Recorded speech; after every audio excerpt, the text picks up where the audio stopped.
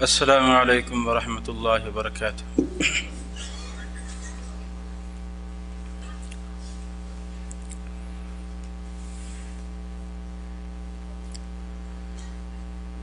الحمد للہ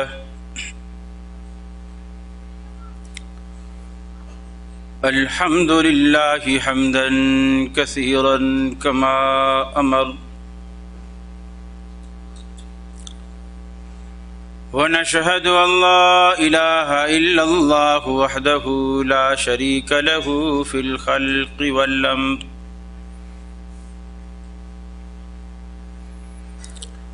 ونشهد ان سیدنا وسندنا محمدا عبدہ ورسولہ المبعوث إلى الأسود والأحمر لتتميم مكارم الأخلاق، لا يخلق نبي ولا رسول بعده ولا أمة بعد أمته ولا شريعة بعد شريعته ولا كتاب بعد كتابه، وصلى الله تعالى عليه وعلى آله وأصحابه الذين هم خلاصة العرب، الذين هم مفاتيح الرحمة ومصابيح الغرل۔ أعوذ بالله السميع العليم من الشيطان الرجيم، بسم الله الرحمن الرحيم۔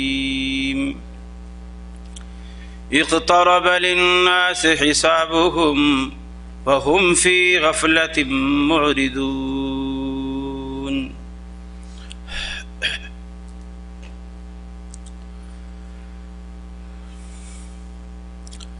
آنے جانے کا کھیل جاری ہے، کوئی کیا جانے کس کی باری ہے، سر پہ منڈلا رہا ہے اسرائیل، موت کا خوف دل پہ طاری ہے، آخر کار سب جدا ہوں گے، 4 دن کی یہ رشتہ داری ہے، یوں تو میٹھا بہت ہے جام حیات، آخری گھونٹ اس کا کھاری ہے۔ عزیز ساتھیوں، دوستوں اور بزرگوں، میرے مسلم بھائیوں، مسلم بہنوں، ماؤں، بیٹیوں، ہم جس نیک مقصد کے لیے یہاں جمع ہیں، اور میرے لیے یہ انتہائی سعادت کی بات ہے، میں ایک ادنا سا دین کا طالب علم ہوں، آپ لوگوں کی محبت ہے کہ آپ نے ایک ایسے حال میں جو شیخ بن باز رحمہ اللہ کے نام سے منسوب ہے، سچی بات تو یہ ہے میں ان کی خاک پا کے برابر بھی نہیں، لیکن یہ میرے لیے انتہائی خوشی اور سعادت کی بات ہے جو آپ دوستوں نے مجھے یہاں مدعو کر کے دی ہے۔ اللہ رب العالمین آپ کو جزائے خیر عطا فرمائے۔ میں اس کے لیے محترم بھائی عاقل صاحب کا، بھائی صادق صاحب کا اور دیگر تمام احباب کا، سامعین کا اور ادارہ حاضہ کی انتظامیہ اور منتظمین کا تہ دل سے مشکور ہوں۔ عنوان آپ تک پہنچ چکا، لیکن تیاری سے پہلے فکر ہوتی ہے، تیاری دوسرا مرحلہ ہے، فکر ہوگی تو تیاری ہوگی، فکر نہیں ہوگی تو تیاری نہیں ہوگی۔ یہ چیز 3 مراحل سے مکمل ہوتی ہے، فکر، تیاری اور نتیجہ۔ آپ دیکھتے ہیں ایک شخص نے اپنے بیٹے کو غربت کے باوجود پڑھایا ہو، لکھایا ہو، قرض لے لے کر اس کی تمام جائز ضروریات پوری کی ہوں، اس کی بکس، اس کی فیس، اس کا جیب خرچ، اس کی ٹیوشن तमाम अखराजात उसने बर्दाश्त किए। फिर उसने देखा कि परसों इम्तिहान है, बच्चा क्रिकेट खेल रहा है, कैरम बोर्ड बैठा खेल रहा है, लूडो खेल रहा है, टीवी में मसरूफ़ है, दोस्तों में गपशपियों में मसरूफ़ है। बाप बड़ी शफ़क़त से, मोहब्बत से, दर्द से उसे कहता है, बेटा परसों तेरे इम्तिहान हैं, मेरी साल भर की जमा पूंजी तेरे ऊपर सर्फ हुई है, मेरे ऊपर तेरी तालीम का कर्ज भी है, लेकिन ये सब कुछ मैंने इसलिए किया है ताकि तू अपना भी, अपने बाप का भी, अपने ख़ानदान का भी नाम रोशन करे। लेकिन परसों इम्तिहान है और तुझे कोई फिक्र ही नहीं, तू खेल रहा है तो इम्तिहान कैसे देगा, फिर इम्तिहान में कामयाबी कैसे हासिल करेगा। बाप अपनी औलाद से इतना मोहब्बत नहीं करता होगा जितना मोहब्बत अल्लाह रब्बुल आलमीन अपनी मखलूक से करता है। उसी शफ़क़त से, उसी प्यार से, उसी मोहब्बत से एक ऐसे शख्स को जिसका उखरवी इम्तिहान उसके सर पर है और वो खेल कूद में मसरूफ़ है, रब्बुल आलमीन उसे भी दावत फ़िक्र देता है, उसी मोहब्बत के साथ, उसी प्यार के साथ। और सहाबाए किराम में ये फ़िक्र इस कदर कूट कूट कर भरी हुई थी, नमाजें पढ़ने के बावजूद, रोज़ा रखने के बावजूद, जिहाद की दौलत से माला माल होने के बावजूद, पेशानियों पर मेहराब पढ़ने के बावजूद, गाहे बगाहे अल्लाह के रसूल से पूछते, दुल्लनी अला अमलिन इज़ा अमिलतहु दखलतुल जन्नह, कि अल्लाह के रसूल कोई ऐसा अमल बता दीजिए कि मैं उसे करूं और जन्नत में चला जाऊं। अब कोई उनसे पूछे कि आपने कलमा पढ़ा, नमाजें अल्लाह के रसूल की इक्तदा में आपने पढ़ी हैं, रोज़े आप रखते हैं, जिहाद आप करते हैं, सदक़ात खैरात आप देते हैं, क्या ये अमल जन्नत में जाने के लिए काफ़ी नहीं? ये अमल करने के बावजूद अल्लाह के रसूल से सवाल हज़रत मुआज़ इब्न जबल रज़ी अल्लाह ताला अन्हु करते हैं और इतने परेशान हालत में अल्लाह के रसूल के सामने आते हैं। रसूल सल्लम भी पूछते हैं, या मुआज़ तुझे क्या हो गया है, तुमने अपनी क्या हालत बना रखी है, कैसा हुलिया हो गया तुम्हारा, वो तुम्हारी सेहत, वो जवानी, वो चेहरे की रौनकें, ये कैसे मांद पड़ गई? फरमाते अल्लाह के रसूल, एक ऐसा गम है, एक ऐसी फिक्र है जो अंदर ही अंदर घुन की तरह, जैसे दाने को अंदर से घुन लगता है, ऊपर से सही रहता है और अंदर से खोखला हो जाता है।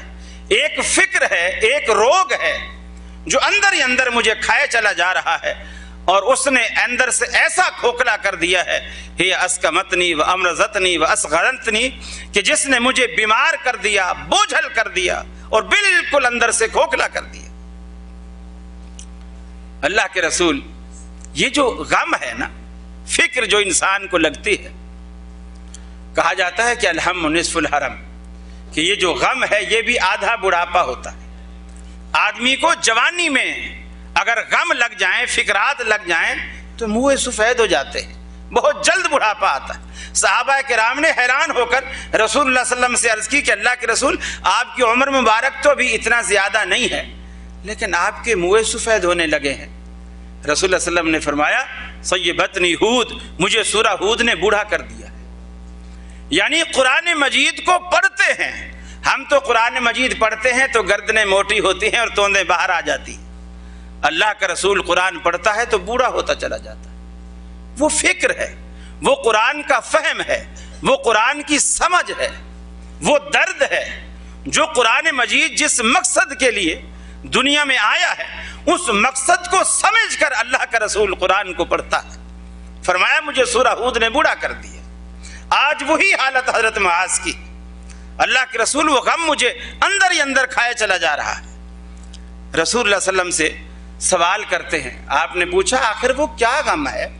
فرمایا غم یہ ہے کہ جنت میں داخلہ کیسے ہوگا، فکر یہ ہے کہ اللہ کے رسول جنت میں داخلہ کیسے ہوگا. دلنی علی عمل اذا عملتہ دخلت الجنہ، آپ کے پاس اس لیے حاضر ہوا ہوں، آپ مجھے کوئی ایسا عمل بتا دیجئے کہ میں اسے کروں اور اللہ مجھے جنت دے دے.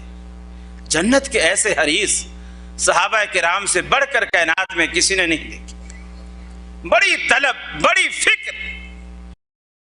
آپ حیران ہوں گے، ہم اگر 2-4 نمازیں جماعت کے ساتھ پڑھ لیتے ہیں تو بڑا فخر محسوس کرتے ہیں، ہم نے پتہ نہیں کون سا تیر مار دیا. اللہ اکبر. حضرت سعد بن معاذ رضی اللہ تعالی عنہ کے بارے میں آتا ہے، جب رسول اللہ صلی اللہ علیہ وسلم نے جنازے کے بعد دفن کیا تو بڑی طویل دعا اللہ کے رسول نے اس کی قبر پر کی. صحابہ کرام حیران ہو گئے کہ اللہ کے رسول نے کبھی کسی قبر پر اتنا طویل، اتنا لمبا عرصہ ٹھہر کر اتنی طویل دعا آپ نے کبھی نہیں کی، اور سعد کی قبر پر، جبکہ سعد کی اللہ کے رسول نے اتنی فضیلتیں بیان فرمائیں. آپ نے فرمایا جس وقت سعد بن معاذ رضی اللہ تعالی عنہ کی روح اس کے جسم سے پرواز کر کے گئی، تحرک لہ العرش، اللہ رب العالمین کا عرش جنبش میں آ گیا. پھر فرمایا جب فرشتے سعد کی روح کو نکال کر لے جانے لگے، فتحت لہ ابواب السماء، اللہ نے آسمانوں کے سارے دروازے کھول دیے کہ اس کی روح کو اوپر آنے میں لمحے بھر کی بھی تاخیر نہ ہو. سارے دروازے، حالانکہ فرشتے تو کسی ایک ہی دروازے سے لے جاتے، لیکن یہ کسی کا احترام، اس کا مقام اور اس کی عظمت ہوتی ہے کہ آپ کسی مہمان کو جب وہ دستک دیتا ہے تو آپ کہتے ہیں کون؟ وہ کہتا ہے فلاں. آپ کہتے ہیں بھائی آپ کے لیے تو گھر کے سارے دروازے کھلے ہیں، آپ کو دستک دینے کی کیا ضرورت ہے. فتحت لہ ابواب السماء، اللہ نے آسمانوں کے سارے دروازے کھول دیے. اور جب حضرت سعد بن معاذ رضی اللہ تعالی عنہ کا جنازہ پڑھا گیا، رسول اللہ صلی اللہ علیہ وسلم فرماتے ہیں شہد لہ 70,000 من الملائکۃ، 70,000 فرشتے اس کے جنازے میں شرکت کے لیے خصوصی طور پر اللہ نے بھیجے. میرے بھائیو، حدیث میں آتا ہے اگر کسی مسلمان کے جنازے میں 40 آدمی، بعض روایتوں میں 70 آدمی، بعض روایتوں میں 100 آدمی بھی جمع ہو جائیں اور اخلاص کے ساتھ اس کے لیے مغفرت کی دعا کریں اور وہ سارے اہل توحید ہوں، تو اللہ رب العالمین ان کی دعا کی لاج رکھتے ہوئے اس بندے کی مغفرت کر دیتا ہے. لیکن ساتھ جس کے جنازے میں 70,000 فرشتہ آیا، امامت اللہ کا رسول کر رہا ہے، 70,000 فرشتہ آیا، اور حضرت سعد بن معاذ رضی اللہ تعالی عنہ بڑے لہیم، بڑے شہیم، جیسے ہمارے ہاں پہلوان ہوتے ہیں گوشت پوشت والے، بڑے کافی جثے والے تھے. اب صحابہ کرام جب جنازہ اٹھانے لگے تو ایک انسانی فطرت ہے، آپ 2.5 من کی بوری کو جب اٹھائیں گے تو جسم کا انداز اور قوت کچھ اس طرح لگائیں گے، اور اگر آپ 1 گلاس پانی کا اٹھائیں گے تو آپ کے جسم کی وہ کیفیت نہیں ہوگی جو 2.5 من کی بوری اٹھاتے وقت ہوتی ہے. تو حضرت سعد کو جب اٹھانے لگے تو صحابہ نے اس قوت سے زور لگایا کہ چونکہ حضرت سعد کافی لحیم شہیم ہیں تو کافی قوت سے اٹھانا پڑے گا. لیکن فرماتے ہیں جب نے حضرت سعد کی چارپائی کو اٹھا کر کندھے پہ رکھا، ہمیں ایسے محسوس ہوا جیسے ہم نے خالی چارپائی کو کندھے پر رکھ لیا، اس میں وزن ہی نہیں ہے. اللہ کے رسول سے پوچھا، اللہ کے رسول سعد کا وزن کہاں گیا؟ سعد کا وزن کہاں گیا؟ آپ صلی اللہ علیہ وسلم نے فرمایا ان لہ حملۃ غیرکم، بظاہر تم نے کندھا دے رکھا ہے، حقیقتاً فرشتوں نے اٹھا رکھا ہے، تمہارے کندھوں پر اس کا بوجھ ہی نہیں. اب یہ ساری فضیلتیں حضرت سعد کی صحابہ کرام کے سامنے ہیں. اب پوچھتے ہیں کہ جب اتنی فضیلت ہے تو اس کی قبر پر اتنی طویل دعا کرنے کی کیا ضرورت ہے؟ جب اتنی ساری فضیلتیں، اتنی لمبی دعا تو میرے جیسے گناہگار کے لیے ہونی چاہیے، اتنی طویل دعا سعد جیسے آدمی کے لیے جس کی اتنی فضیلتیں نطق رسالت نے بیان فرمائی ہیں، اس کے لیے اتنی ساری طویل دعا کرنے کی کیا ضرورت ہے؟ صحابہ کرام نے سوال کیا. اللہ کے رسول نے ارشاد فرمایا جب حضرت سعد کی میت کو قبر کے اندر اتارا گیا، بہقی کی روایت ہے قضایت علیہ قبرہ، حضرت سعد پر قبر تنگ ہو گئی، قبر تنگ ہو گئی اور ایسی تنگ ہوئی حتی صار کالشعر، وہ بھینچ کر ایسے ہو گئے جیسے سر کا بال ہوتا ہے. रसूल सल्लम फरमाते हैं मैंने दुआ की अल्लाह रब्बुल आलमीन से, दुआ की और दुआ करता रहा हत्ता फुर्रिज अन्हु, यहां तक कि अल्लाह तबारक व तआला ने उस कब्र को फराख कर दिया, उस कब्र को खोल दिया मेरी उस दुआ के नतीजे में। मेरा कहने का मकसद ये है कि रसूलुल्लाह सल्लल्लाहु अलैहि वसल्लम के सहाबी अमल वो भी करते हैं, सारा कुछ है, लेकिन जिंदगी में कहीं कोई नक्स, कहीं कोई ऐब जिसे हम समझते हैं कोई बात नहीं। हम तो नमाज पढ़ते हैं, हम तो रोज़ा रखते हैं, हम तो हज करते हैं, हम तो ज़कातें देते हैं, हमने तो दाढ़ियाँ रख रखी हैं, हम तो रोज़ाना 1000 गज़ की तस्बीहों पर वज़ाइफ पढ़ते हैं, सब कुछ करते हैं, फिर तो जन्नत के 8वें दरवाजे खुले मिलेंगे और दोज़ख के 7वें दरवाजे बंद हो जाएंगे। अल्लाह रब्बुल आलमीन ने ये बातें हमें बतलाई, अपने पैगम्बर के ज़रिए दिखलाई कि देखो अपनी ये मामूली नमाजों पर मत इतराना। अगर अल्लाह का फजल होगा तो जन्नत मिलेगी, अगर अल्लाह का फजल नहीं होगा तो जन्नत नहीं मिलेगी। ये फिक्र पैदा कीजिए, जो फिक्र सहाबा किराम को थी वो फिक्र पैदा कीजिए, और अल्लाह रब्बुल आलमीन ने वही फिक्र हमें दिलाई। फरमाया इक़्तरब लिन्नास हिसाबुहुम वहुम फी गफलतिम मुरिदून, लोगों के हिसाब व किताब का वक्त करीब आ गया, लोगों के इम्तिहान का वक्त उनके सर पर आ पहुंचा। वहुम फी गफलतिम मुरिदून, लेकिन वो अभी तक ख्वाब गफलत में पड़े हुए हैं। जैसे मेहरबान बाप अपनी औलाद से कहता है बेटा इम्तिहान सर पर है, तैयारी कर लीजिए, पढ़ लीजिए, कुछ देख लीजिए, कुछ याद कर लीजिए, इम्तिहान में काम आएगा। अल्लाह रब्बुल आलमीन शफ़क़त भरे अंदाज में फरमाता है, अपनी मखलूक से गिला करता है, इक़्तरब लिन्नास हिसाबुहुम, लोगों के हिसाब व किताब का वक्त करीब आ गया। वहुम फी गफलतिम मुरिदून, और लोग अभी तक ख्वाब गफलत में पड़े हुए हैं। मकान की छत गिरने वाली है, लेकिन घर वाले ख्वाब गफलत में हैं, मकान छोड़ने को तैयार नहीं। सैलाब आने वाला है, लेकिन मोहल्ले वाले, आबादी वाले ख्वाब गफलत में हैं, हिफ्ज़ मा तक़द्दम के तौर पर कुछ इंतज़ामात करने वाले नहीं। इक़्तरब लिन्नास हिसाबुहुम, लोगों के हिसाब व किताब का वक्त करीब आ गया, लेकिन लोग ख्वाब गफलत में पड़े हुए। अल्लाह रब्बुल आलमीन ने उस दिन का तारुफ कराते हुए फरमाया, ऐ मुसलमानों तुम्हें मालूम है वो दिन कैसा कड़ा दिन है। या अय्युहन्नास इत्तक़ू रब्बकुम इन्ना ज़लज़लतस्साअति शैउन अज़ीम, ऐ मुसलमानों, ऐ इंसानों, उस दिन से डर जाओ, उसकी हौलनाकी से डर जाओ, उसके ज़लज़ले से डर जाओ। क़यामत का ज़लज़ला बड़ा सख्त ज़लज़ला है। दुनिया में भी ज़लज़ले आते हैं, अगर एक शहर में, एक सूबे में ज़लज़ला आता है तो दूसरे महफूज रहते हैं, एक मुल्क में आता है तो दूसरा मुल्क महफूज रहता है। लेकिन रब्बुल आलमीन कहता है क़यामत का ज़लज़ला बड़ा सख्त ज़लज़ला है। इज़ा ज़ुलज़िलतिल अर्दु ज़िलज़ालहा, वो एक मुल्क में नहीं आएगा, पूरी की पूरी सरज़मी को हिला के रख देगा, पूरी की पूरी ज़मीन जुम्बिश में आएगी। ऐसा शदीद ज़लज़ला, उस ज़लज़ले से फरमाया ऐ मुसलमानों, ऐ इंसानों, ज़लज़ले से डर जाओ, वो ज़लज़ला बड़ा सख्त ज़लज़ला है। अल्लाह रब्बुल आलमीन ने तारुफ करवाया, यौम तरजुफुल अर्दु वल जिबाल, फरमाया ज़मीनें भी हिलाई जाएंगी, पहाड़ भी थर थर आ जाएंगे। यौम तरजुफुर राजिफा ततबउहर रादिफा, जमीन को एक दफा झंझोड़ा जाएगा, उसके बाद फिर झंझोड़ा जाएगा, यानी ज़लज़लों का एक तसलसल होगा, यके बाद दीगरे ज़लज़ले आएंगे। ऐ इंसानों, अल्लाह के अज़ाब से डर जाओ, अल्लाह का खौफ दिल में पैदा करो, वो बड़े सख्त ज़लज़ले रब्बुल आलमीन भेजेगा। वह ऐसा दिन है यौम नत्विस समा कतय्यिस सिजिल्लि लिल कुतुब, फरमाया आसमान जो तुम्हें बड़ा मजबूत और भारी भरकम नजर आता है, इसको हम फरमाया ऐसे लपेट देंगे जैसे कि खुतूत का तुम्हार एक खुतूत का दफ्तर कोई लपेट के रख देता है। वस्समावातु मतवियातुम बियमीन, अल्लाह रब्बुल आलमीन की कुदरत, अल्लाह की ताकत का अंदाजा लगाओ, अल्लाह सारे आसमान को लपेट कर अपनी दाएं मुट्ठी में ले लेगा। वस्समावातु मतवियातुम बियमीन, एक हदीस में आता है रसूलुल्लाह सल्लल्लाहु अलैहि वसल्लम ने फरमाया, रब्बुल आलमीन आसमान और ज़मीन को लपेटने के बाद एक बॉल बना लेगा, बाल को अपनी उंगलियों में उछालेगा और पूछेगा ऐनल जब्बारून, ऐ दुनिया के जाबिर जालिम, आज मुझे बताओ तुम कहाँ हो। लिमनिल मुल्कुल यौम, मुझे बताओ आज इस मुल्क का मालिक कौन है, इस सल्तनत का वाली कौन है।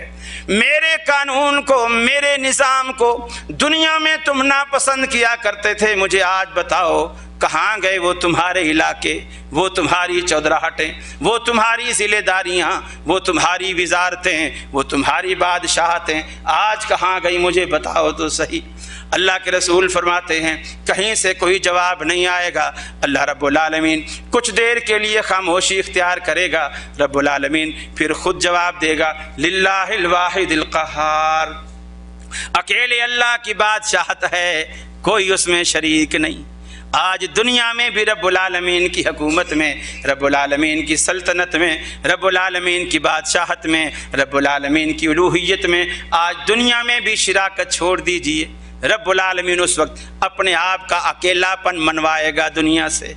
बताओ मैं अकेला हूँ, हुक्म मेरा अकेला है, बादशाहत मुझ अकेले की है, आर्डर मुझ अकेले का है, इख्तियार मुझ अकेले का है, तुम सारे के सारे ऐसे हो।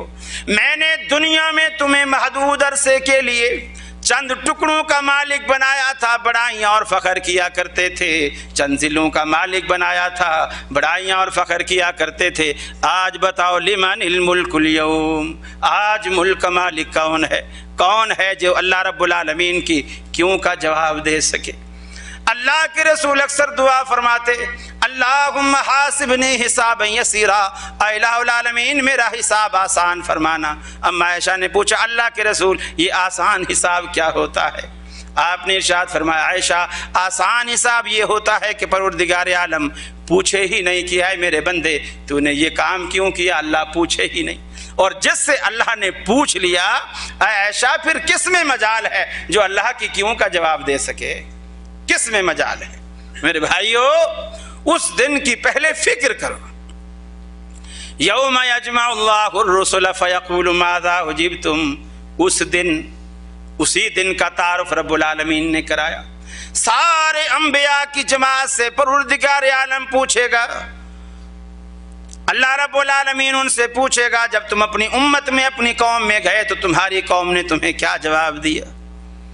क़ालू ला इल्म लना, अल्लाह की हैबत, अल्लाह की अज़मत, अल्लाह का रोब, अल्लाह का खौफ ऐसा तारी होगा अंबिया पर भी, फ़ौरन डर के मारे कह देंगे अल्लाह हम कुछ नहीं जानते। इन्नका अंत अल्लामुल गुयूब, इलाहुल आलमीन तू ही अल्लामुल गुयूब है, तू सब कुछ जानने वाला है, इलाहुल आलमीन हम कुछ नहीं जानते। उस दिन से अल्लाह रब्बुल आलमीन ने डराया, उस दिन से परवरदिगार आलम ने डराया जिस दिन फरमाया तकूनु समाउ कलहिन, तकूनु समाउ कलहिन, फरमाया ये जो आसमान कलमोहन, ये जो आसमान है फरमाया तलछट की तरह हो जाएगा, जैसे तेल के नीचे गदला पानी मैल बैठ जाता है, फरमाया आसमान ये पिघल कर ऐसा हो जाएगा। उस दिन से अल्लाह रब्बुल आलमीन ने डराया। यौम युनफ़ख़ु फ़िस्सूर, उस दिन रब्बुल आलमीन सूर फूंकेगा, फरिश्ते को हुक्म करेगा, उस दिन सूर फूंका जाएगा। उस दिन से रब्बुल आलमीन ने डराया। यख़रुजून मिनल अजदास, क़यामत का ज़ल्ज़ला बड़ी सख्त चीज़ है। कितनी सख्त है? फरमाया यौम तरौनहा तज़हलु कुल्लु मुर्दियतिन अम्मा अर्ज़अत, फरमाया हर हमल वाली अपने हमल गिरा देगी और हर दूध पिलाने वाली अपनी छाती से बच्चे को जुदा करके फेंक देगी। सारी दुनिया में औलादें माँ और बाप को प्यारी हुआ करती हैं, लेकिन वो बच्चा जो अभी दूध पीता हो माँ को जितना प्यारा होता है, बाकी बड़े बच्चे उतने प्यारे नहीं होते। रब्बुल आलमीन ने उसी की मिसाल दे करके फरमाया वो बच्चा दूध पीता जो माँ को सबसे ज़्यादा प्यारा हुआ करता है, फरमाया वो माँ अपनी छाती से बच्चे को दूर करके फेंक देगी उस दिन की हौलनाकी की वजह से। वतज़अु कुल्लु ज़ाति हम्लिन हम्लहा वतरन नास सुकारा, ہر حاملہ کے حمل گر جائیں گے اور دنیا ایسی پوزیشن میں ہوگی وَتَرَى النَّاسَ سُكَارَى، دیکھنے والا جب لوگوں کو دیکھے گا ایسا لگے گا کہ سارے انہیں شراب پی کر نشہ کھا لیا ہے، نشے کے اندر مدہوش ہیں، لیکن فرمایا مَا هُمْ بِسُكَارَى، وہ نشہ نہ ہوگا، وَلَكِنَّ عَذَابَ اللَّهِ شَدِيدٌ، اللہ کا سخت عذاب ہوگا۔ اما عائشہ صدیقہ رضی اللہ تعالی عنہ نے پوچھا اللہ کے رسول، آپ نے فرمایا قیامت کا دن ہوگا، سارے کے سارے برہنہ ہوں گے، مرد اور عورت اکٹھے ہوں گے۔ اما عائشہ نے پریشان ہو کر سوال کیا اللہ کے رسول کیا دونوں اکٹھے ہوں گے؟ آپ نے فرمایا ہاں اکٹھے ہوں گے۔ پھر پریشان ہو کر پھر پوچھا اللہ کے رسول کیا مرد اور عورت دونوں ایک دوسرے کو دیکھتے ہوں گے؟ اللہ کے رسول نے فرمایا عائشہ تو بھی کمال کرتی ہے، اللہ نے نہیں فرمایا ما ہم بسکارى ولکن عذاب اللہ شدید، لوگ دکھنے میں ایسے لگے گے جیسے نشے کے اندر ہیں لیکن حقیقتاً اللہ کے عذاب کی لپیٹ میں ہوں گے، ان کو ہوش ہی نہیں ہوگی دیکھنے کی، اللہ کا ایسا سخت عذاب۔ تو میرے بھائیو اس دن سے اللہ نے ہمیں ڈرایا کہ اس دن سے ڈر جاؤ۔ اگر میرے بھائیو وہ اتنا کڑا دن ہے، پھر اس کے بعد جو سلسلہ شروع ہوتا ہے ان ساری پریشانیوں کے بعد، اس دن کے وقوع کے بعد جو مجرمین کے ساتھ اللہ رب العالمین سلوک کرنے والا ہے، ان کے کھانے، ان کے پینے، ان کی غذائیں، ان کے کپڑے، سارا انتظام دوزخ میں موجود ہے۔ کپڑے بھی دوزخ کے اندر ہیں، پانی بھی دوزخ کے اندر ہے، کھانا بھی دوزخ کے اندر ہے۔ اسی لیے اللہ نے کہا لا یموت فیہا ولا یحیا، دوزخ ایک ایسی جگہ ہے، ایسا ٹھکانہ ہے، نہ وہاں زندگی ہے نہ وہاں موت ہے، زندگی بھی نہیں موت بھی نہیں، حالانکہ دونوں میں سے ایک چیز تو ہونی چاہیے، یا زندگی ہونی چاہیے یا موت ہونی چاہیے، لیکن اللہ نے کہا دونوں نہیں ہیں، اس لیے کہ زندگی عموماً آدمی سکھ چین والی زندگی کو زندگی کہتا ہے۔ جب آدمی سکھی ہوتا ہے، کوئی پوچھتا ہے یار کیسی گزر رہی، کہتا ہے جی الحمدللہ بڑے مزے میں، اور جب دکھی ہوتا ہے پھر کوئی پوچھے کہ یار سناؤ یار جمیل کیسی گزر رہی ہے، تو جواب دیتا ہے یار ہماری بھی کوئی زندگی ہے۔ وہ دکھ بھری زندگی کو زندگی نہیں کہتا ہے۔ اللہ نے کہا دوزخ کے اندر زندگی نہیں ہے، یعنی جس سکھ اور چین کو تم زندگی کہتے ہو وہ سکھ اور چین دوزخ میں ہم نے نہیں رکھا ہے، اور نہ اس میں موت ہے کہ آدمی جب بہت زیادہ دکھی ہوتا ہے خواہش کرتا ہے کاش میں مر ہی جاؤں، مجھ پہ موت آ جائے، اللہ کہتا ہے اس کو موت بھی نہیں آئے گی تاکہ عذاب برقرار رہے، عذاب برقرار رہے اس سختی کے ساتھ۔ فرمایا فالذین کفروا قطعت لهم ثیاب من نار، جو لوگ کفر کر کے رب العالمین کے پاس آئیں گے دوزخ میں ڈالے جائیں گے، رب العالمین کیا کرے گا؟ قطعت لهم ثیاب من نار۔ آج آپ کپڑے کی دکان پر بیٹھ کر کہتے ہیں یہ تھان دکھائیے، یہ تھان لائیے، اس میں سے اتنے میٹر کاٹیے، اس میں سے اتنے میٹر کاٹیے۔ رب العالمین کہتا ہے ہم بھی دوزخ میں کپڑے کے سارے تھان کھول کے ڈال دیں گے۔ قطعت لهم ثیاب من نار، فرمایا آگ کے تھان ان کے سامنے ہوں گے، انہی میں سے ان کے لباس کاٹیں گے اور اسی آگ کے لباس کو ان کے جسموں پر لپیٹ دیں گے۔ اور بعض کو اتنا عذاب، اللہ کے رسول سے صحابہ کرام نے پوچھا اللہ کے رسول آپ کے چچا ابو طالب نے آپ کی بڑی خدمت کی ہے، بڑی خدمت کی ہے، بڑی محبت آپ سے کیا کرتا تھا، کیا آپ کی محبت آپ کی خدمت کوئی فائدہ اسے دے گی؟ آپ نے فرمایا ہاں ضرور فائدہ دے گی، اتنا فائدہ ہوگا کہ میرے چچا کو سب سے ہلکا عذاب ہوگا۔ کیسا عذاب؟ دوزخ کے جوتے رب العالمین پہنائے گا، یغلی دماغہ کغلی الحمیم، جوتے دوزخ کے پاؤں کے نیچے ہوں گے، دماغ سر کے اندر، کھوپڑی کے اندر دماغ بھیجا مغز ایسے کھولے گا جیسے چولہے پر رکھی ہوئی ہنڈیا کے اندر پانی کھولتا ہے۔ یغلی دماغہ کغلی الحمیم، وہ یہ سمجھے گا دنیا میں اس آخرت میں سب سے سخت عذاب مجھے دیا جا رہا ہے، سب سے سخت یہ ہے کیا؟ سب سے ہلکا عذاب ہے۔ میرے بھائیو دوزخ میں کپڑے بھی ہیں، دوزخ میں کھانے بھی ہیں۔ ان لدینا انکالا وجحیما وطعاما ذا غصۃ وعذابا الیما، اے انسانو تمہارے گلے میں ڈالنے کو توق بھی ہیں، پاؤں میں ڈالنے کو بیڑیاں بھی ہیں، اور گلے میں اٹک جانے والے کھانے بھی ہیں۔ اور جب انسان کھانا کھاتا ہے بوٹی اٹک جائے، ہڈی پھنس جائے، نوالا پھنس جائے، اوپر کا سانس اوپر नीचे का सांस नीचे तो इंसान पानी मांगता है। फरमाया जब वो खाना हल्क से नीचे नहीं उतरेगा, गले में फंसेगा, पानी मांगेगा, युगासु बिमाइन कलमुहुल, हम पानी देंगे ऐसा पानी जैसे तेल के नीचे मैल बैठा होता है वो पानी, और गर्म इतना कि यशविल वुजू, वो गिलास उसके चेहरे के करीब आएगा, चेहरा भुनकर कबाब हो जाएगा, पी न सकेगा।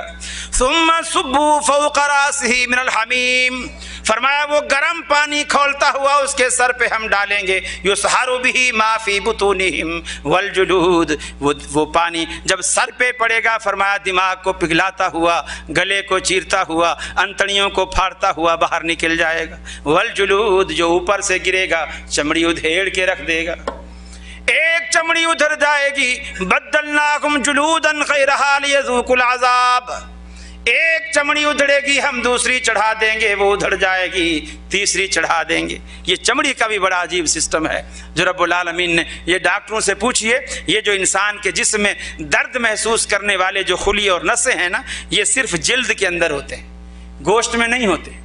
आपने कभी इंजेक्शन लगवाया हो तो आपको पता होगा जब सुई ऊपर की खाल को पार करती है उस वक्त तो दर्द होता है, जब अंदर चली जाती है फिर दर्द नहीं होता। दर्द महसूस करने वाले जो खुलिये हैं वो हमारी खाल में अल्लाह रब्बुल आलमीन ने जाल की शक्ल में बिछा दिए, और अल्लाह ने फरमाया, हिकमत भी अल्लाह ने यही बतलाई कि दूसरी जल्द क्यों चढ़ाएंगे, लियज़ूकुल अज़ाब, दूसरी चमड़ी इसलिए चढ़ाएंगे लियज़ूकुल अज़ाब, ताकि अजाब चखने का जो सिलसिला है वो बंद ना हो।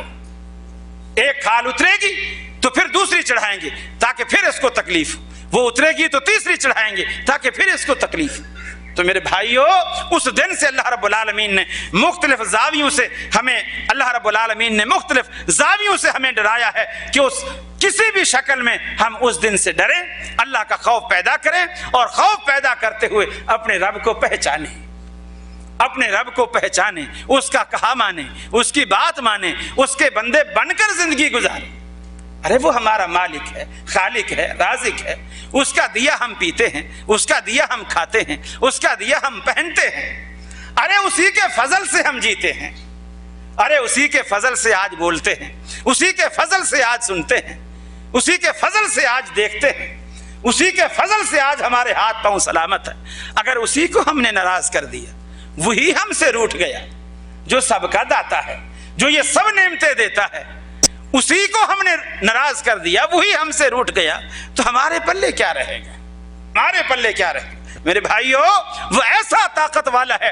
अम्मा आयशा सिद्दीक़ा रज़ियल्लाहु ताला अन्हा फरमाती हैं, अल्लाह के रसूल, मैं आखिरी लम्हात जो अल्लाह के रसूल ने इस दुनिया में गुजारे हैं उस वक्त मैं आपके साथ थी, आपका सर मुबारक मेरी छाती के साथ था, मैंने ऐसे रोका हुआ था, मैं उन लम्हात में आपके साथ थी। अल्लाह के रसूल बार बार पानी में, ठंडे पानी में हाथ डालते, अपने चेहरे पर फेरते, उस बुखार की तपिश की वजह से चेहरे पर फेरते, और बार बार ये कलिमा जुबान पर लाते, अल्लाहुम्मा आइन्नी अला सकरातिल मौत व गमरातिल मौत, ऐ अल्लाह मैं तेरा कमजोर और नातवा बंदा हूँ, मौत की सख्तियाँ, ये मौत की शिद्दत मैं बर्दाश्त नहीं कर सकता, अल्लाह इस सख्ती और शिद्दत को बर्दाश्त करने की आइन्नी मुझ में हिम्मत और कुव्वत और ताकत पैदा फरमा।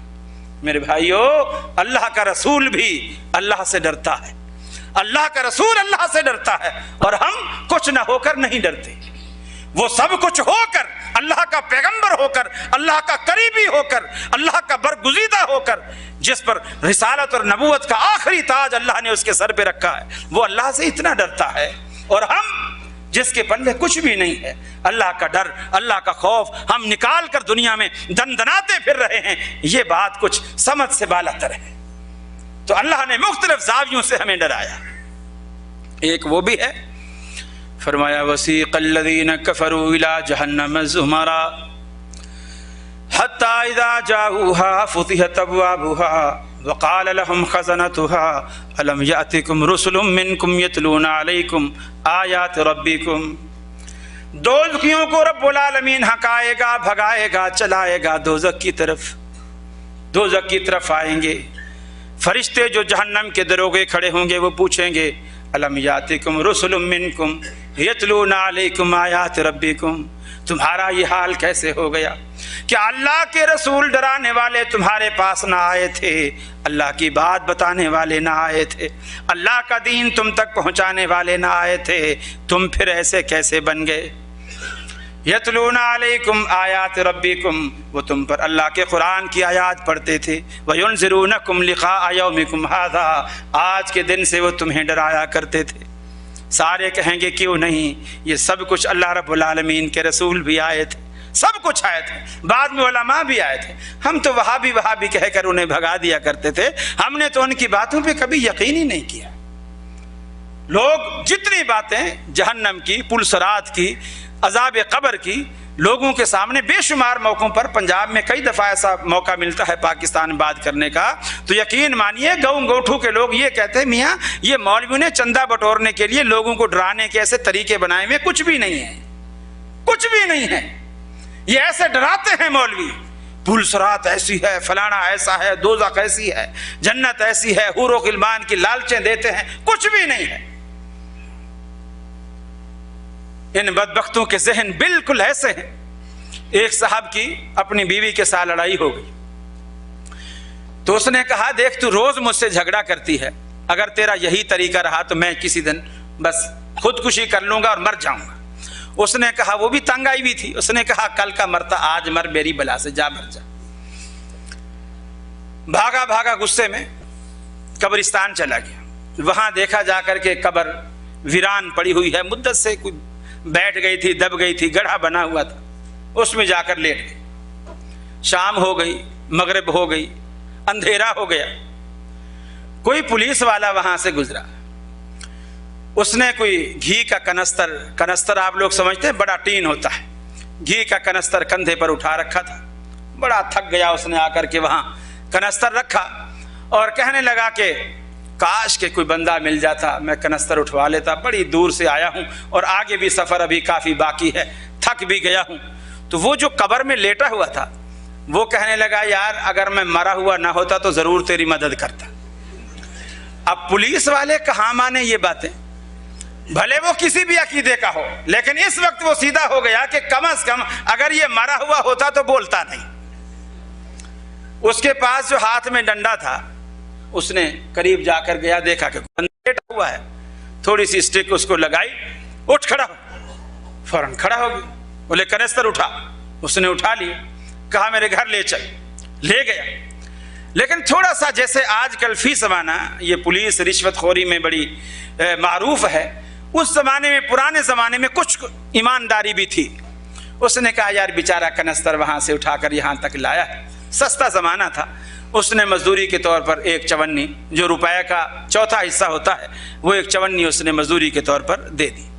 वो वहाँ से वापस आया, सीधा अपने घर आया, सारी बिरादरी को जमा किया और कहने लगा कि यार मैं तुम्हें आज बताता हूँ, ये जो मौलवियों ने हमें डराया हुआ है ना, ये कब्र भींचती है, कब्र ऐसी दब जाती है और इधर की पसली इधर, इधर की पसली इधर, पाँव सर से मिल जाता है, सर पाँव से मिल जाता है, ये सारा फराड है, कुछ भी नहीं है।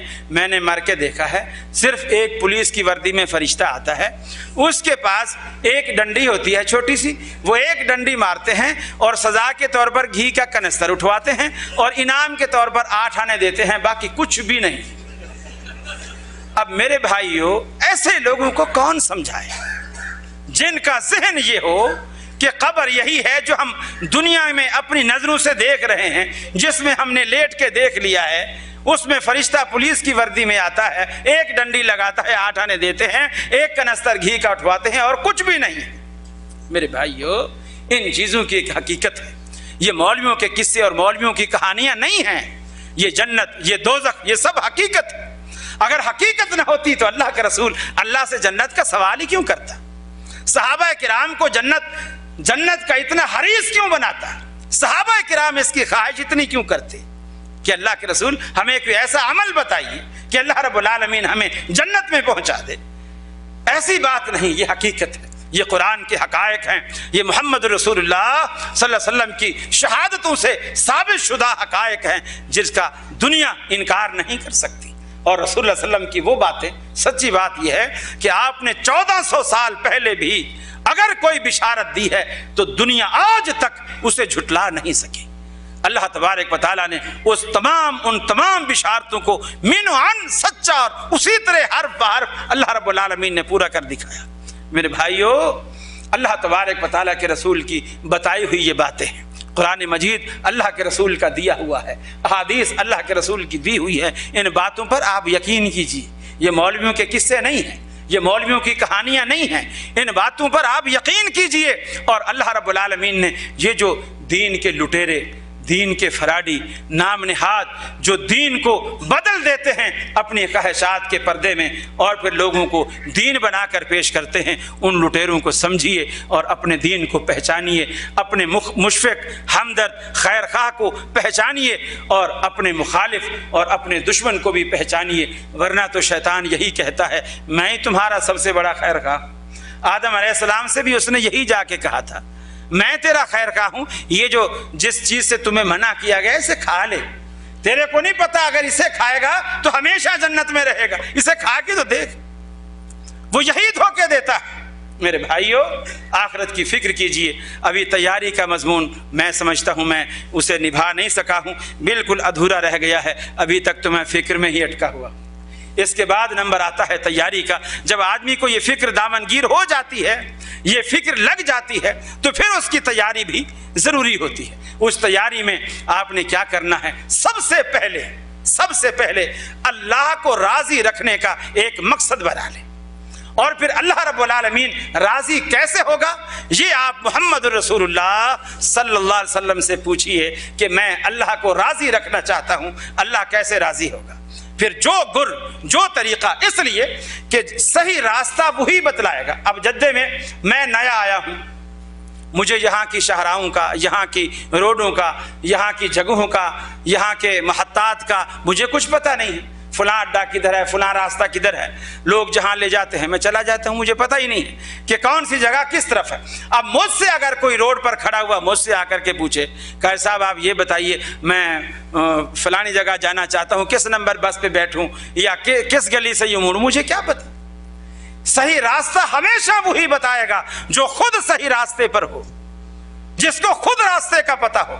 آج محمد رسول اللہ صلی اللہ علیہ وسلم سے راستہ پوچھنے کی شرط ہمارے اسٹیجوں پر اس لیے لگائی جاتی ہے کہ قرآن مجید یہ گواہی دیتا ہے یاسین والقرآن الحکیم انک لمن المرسلین علی صراط مستقیم۔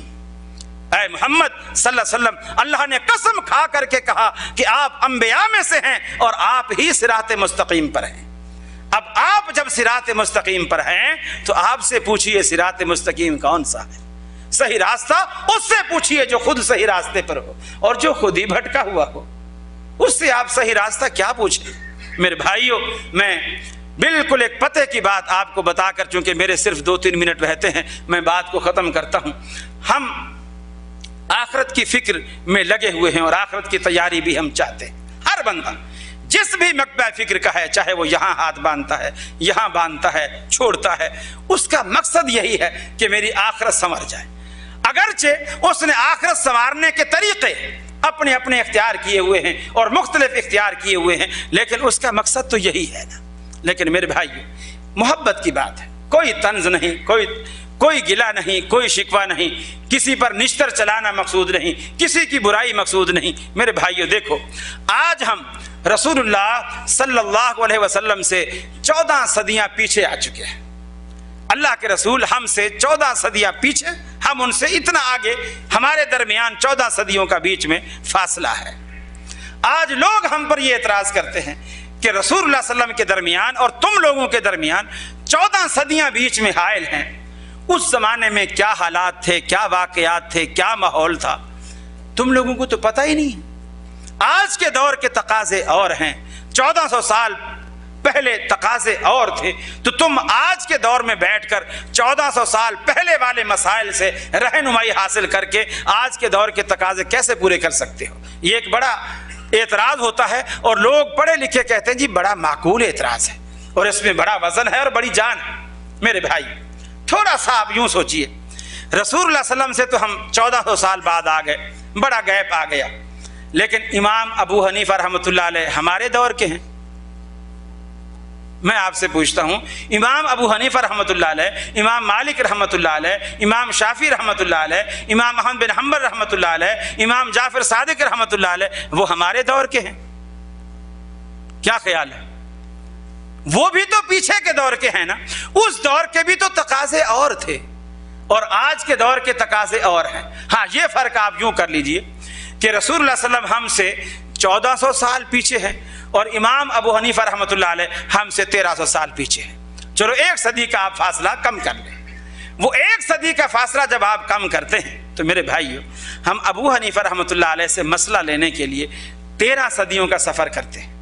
13 सदियों का, 13 सदियां हम पीछे जाते हैं। इमाम साहब से मसला अक्स करने के लिए हमें 13 सदियों का सफर करना पड़ता है। और जब आप कूफे तक पहुंच गए तो बाकी कूफे से मदीने तक पहुंचने का अब फासला कितना रह गया? 1 सदी का। मेरे भाइयों, लोग उम्रा पर आते हैं, हज पर आते हैं, हालांकि उम्रा और हज दोनों चीजें मक्का में हो जाती हैं, दोनों चीजें मक्का में हो जाती हैं। लेकिन जब हम मक्के में आते हैं फिर हम ये सोचते हैं यार मक्के तक तो आए ही खड़े हैं, चलो मदीने से भी होते जाएं। इसलिए कि अब फासला कम हो गया है, अब फासला कम हो गया है। जब हम कूफे तक गए खड़े हैं तो अब बाकी 1 सदी रह गई है रसूलुल्लाह सल्लम तक पहुंचने के लिए। जब इमाम अबू हनीफा रहमतुल्लाह अलैह की अजमत, उनकी फ़क़ाहत, उनकी हिकमत, उनका इल्म और मर्तबा इस काबिल है कि उनके लिए 13 सदियों का सफर कर सकते हैं, तो क्या रसूलुल्लाह सल्लम की अजमत, आपका इल्म, आपका मर्तबा, आपकी हिकमत इस काबिल भी आप नहीं समझते कि उनके लिए मजीद 1 सदी का सफर तय कर ले? अरे कूफे के इमाम के लिए 13 सदियों का सफर गवारा है और कायनात के इमाम के लिए 1 सदी का सफर भी गवारा नहीं। क्या ये हमारा ईमान है? कौले इमाम व शेख मुकद्दम समझ लिया, भाती नहीं हदीस रसूल खुदा तुझे। अस्सलामु अलैकुम व रहमतुल्लाह।